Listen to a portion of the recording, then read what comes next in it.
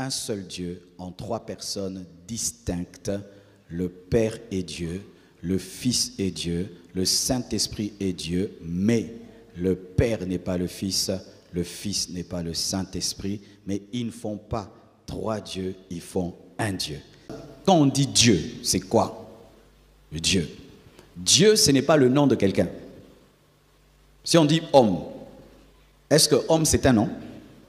Homme c'est une nature, n'est-ce pas? Il y a la nature humaine, la nature animale. Et Dieu c'est une nature.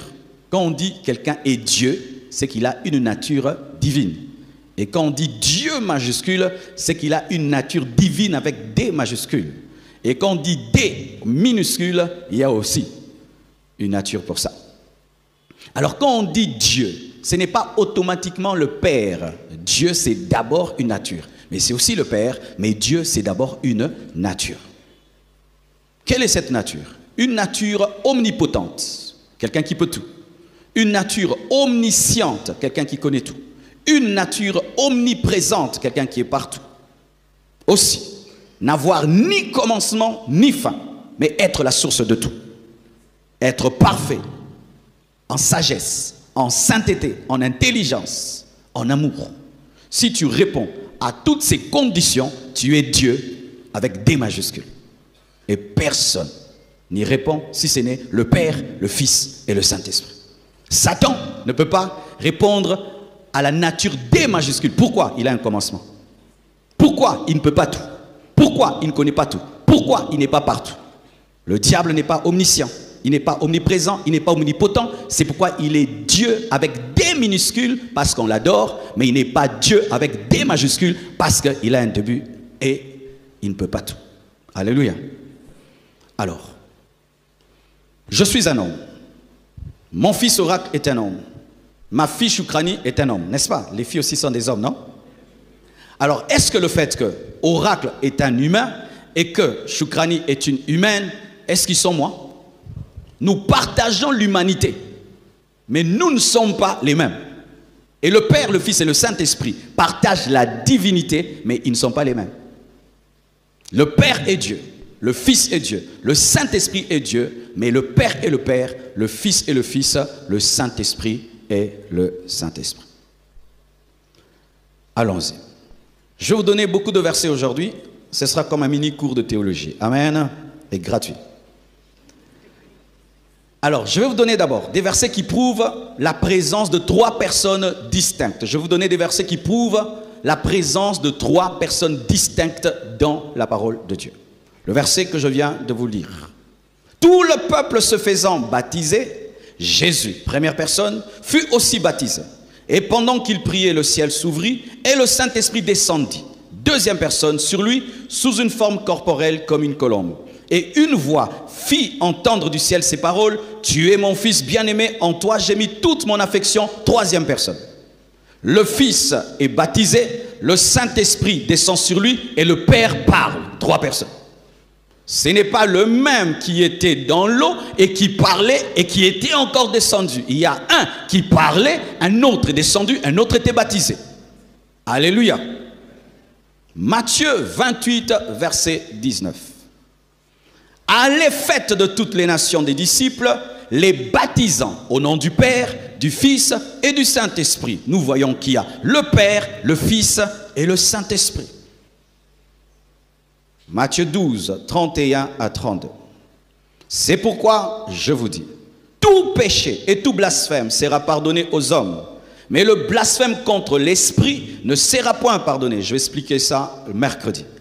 Le blasphème du Saint-Esprit. Quiconque parlera contre le Fils de l'homme, il lui sera pardonné. Mais quiconque parlera contre le Saint-Esprit, il ne lui sera point pardonné, ni dans ce siècle, ni dans le siècle à venir. On nous présente que blasphémer contre le Fils, on peut te pardonner, mais contre le Saint-Esprit, on ne peut pas te pardonner. Pourquoi? Parce que le Saint-Esprit n'est pas le Fils n'est pas le Saint-Esprit.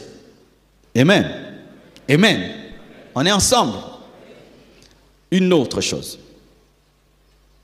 1 Corinthiens 15, 27 à 28. Des preuves qu'il y a trois personnes distinctes. Et c'est ce passage qui m'avait sorti de là. 1 Corinthiens 15, 27 à 28. Dieu, en effet, a tout mis sous ses pieds. Les pieds de qui? De Jésus, du Fils. Mais lorsqu'il dit que tout lui a été soumis, il est évident que celui qui lui a soumis toutes choses est excepté. C'est-à-dire quoi? Que le Fils domine sur tout sauf sur celui qui lui a donné la domination. Alléluia. Donc il y a le Père et il y a le Fils. Alléluia. Et lorsque toutes choses lui auront été soumises, alors le Fils lui-même sera soumis à celui qui lui a soumis toutes choses. Donc il y a un qui se soumet à un autre. Donc ils sont deux. Alléluia. Afin que Dieu soit tout en tous. Ça aussi je vais t'expliquer à la fin. Un tel enseignement, il ne faut pas partir avant la fin. Amen. Acte 2, versets 32 à 33. Un autre verset qui nous montre cela. Écoutez ceci. C'est ce Jésus que Dieu a ressuscité. Nous en sommes témoins. Élevé par la droite de Dieu, a reçu du Père le Saint-Esprit qui avait été promis et il a répandu comme vous le voyez et l'entendez. Il y a un qui meurt, qui ressuscite, qui se tient à la droite d'un autre et qui répand le Saint-Esprit à un autre. Donc il y a le Père qui ressuscite le Fils et le Fils qui répand le Saint-Esprit. 3. Amen. Luc 23, verset 46. Jésus s'écria d'une voix forte, « Père, je remets mon esprit entre tes mains. » Et en disant ces paroles, il expira. Est-ce que quelqu'un peut remettre son esprit entre ses propres mains? Alléluia. Et nous voyons que Jésus priait. Est-ce que tu peux te prier toi-même? On ne prie que quelqu'un d'autre. Donc il y a le Père, il y a le Fils c'est le Fils, le Père c'est le Père. Parce qu'on ne se prie pas soi-même. Alléluia. Il a remis son esprit entre les mains du Père. Parce que le Fils est distinct du Père. Jean 1, verset 18. Personne n'a jamais vu Dieu. Le Fils unique qui est dans le sein du Père est celui qui l'a fait connaître. Le Fils est dans le Père. Alléluia. Il y a le Père, mais en qui il y a le Fils. Et le Fils fait connaître le Père en qui il est.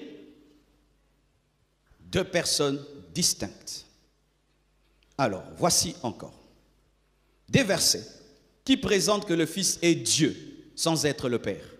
Parce que certains, quand on dit que Jésus est Dieu, ah, vous avez dit qu'il est le Père. Non, Jésus est Dieu sans être le Père. Il est possible d'être Dieu sans être le Père. Je répète, il est possible d'être Dieu avec des majuscules sans être le Père. Il est possible, oracle, d'être un humain sans être Papa Marcelo. C'est simple, non? Alléluia. Acte 2, versets 24, 34 à 35. Car David n'est point monté au ciel, mais il dit lui-même, le Seigneur a dit à mon Seigneur. Il y a combien de seigneurs? Le Seigneur dit à mon Seigneur. Le Seigneur c'est le Père, à mon Seigneur c'est le Fils. Assieds-toi à ma droite. Qui s'assied à la droite? C'est le Fils. Alléluia. Donc il y a deux Seigneurs. Le Père est Seigneur et le Fils est Seigneur, mais le Père n'est pas le Fils n'est pas le Père, parce qu'on ne s'assied pas à sa propre droite. Alléluia. Jusqu'à ce que je fasse de tes ennemis ton marche-pied. C'est la parole du Père au Fils, mais le Père est Seigneur et le Fils aussi est Seigneur. Oh, gloire à Dieu. Le deuxième verset qui m'avait sorti de là, je vous le donne. Il est trop clair. Dis à ton voisin, c'est clair, ce qui vient là est trop clair. Hébreux 1, verset 7 à 9. C'est important que vous ayez cette maîtrise. Amen. Hein? De plus, il dit des anges, c'est le Père qui dit. Celui qui fait de ses anges des vents et de ses serviteurs une flamme de feu. Mais il dit au Fils, ton trône, ô Dieu, est éternel. Le Père dit au Fils, ton trône, ô Dieu. Dieu avec minuscule, Dieu avec des majuscules. Jésus n'est pas qu'un prophète, Jésus n'est pas un ange, Jésus est Dieu avec des majuscules, parole de son Père, qui n'est même pas jaloux de ça. Je vais t'expliquer aussi pourquoi il n'y a pas la jalousie chez eux. Je t'explique déjà. Ce ne sont pas des humains comme nous. Chaque fois qu'on explique cela, il y a l'homme qui dit, ah, mais comment ils peuvent être ensemble? Ils ne sont pas humains comme nous, où on se querelle, on se chamaille. De plus, il dit des anges. Celui qui fait des anges des vents et de ses serviteurs une flamme de feu. Mais il dit au Fils, ton trône, ô Dieu, est éternel. Le sceptre de ton règne est un sceptre d'équité. Écoutez maintenant encore. Tu as aimé la justice et tu as haï l'iniquité. C'est pourquoi, ô Dieu, ton Dieu. Ô Dieu, ton Dieu. Il y a un Dieu qui a un Dieu. Qui? Le Fils a comme Dieu son Père. Mais il est aussi Dieu. Oh Dieu, ton Dieu t'a oint. Qui est oint? C'est le Fils. Mais malgré qu'il est oint, il est Dieu avec des majuscules. Mais le fait qu'il est Dieu, ça n'empêche pas au Père aussi d'être Dieu. Pourquoi? Parce que la divinité, c'est une nature. Le Fils de Dieu est Dieu. Comme le Fils d'un homme est un homme. Tu ne peux pas être fils de Dieu sans être Dieu avec des majuscules. C'est pourquoi lorsque Jésus s'est déclaré fils de Dieu, les pharisiens déchiraient les vêtements. Pourquoi? Parce qu'ils savaient que tu ne peux pas être fils de Dieu sans être Dieu, parce que Dieu n'engendre que Dieu. Oh, donne-moi la main, donne-moi la main. Aujourd'hui,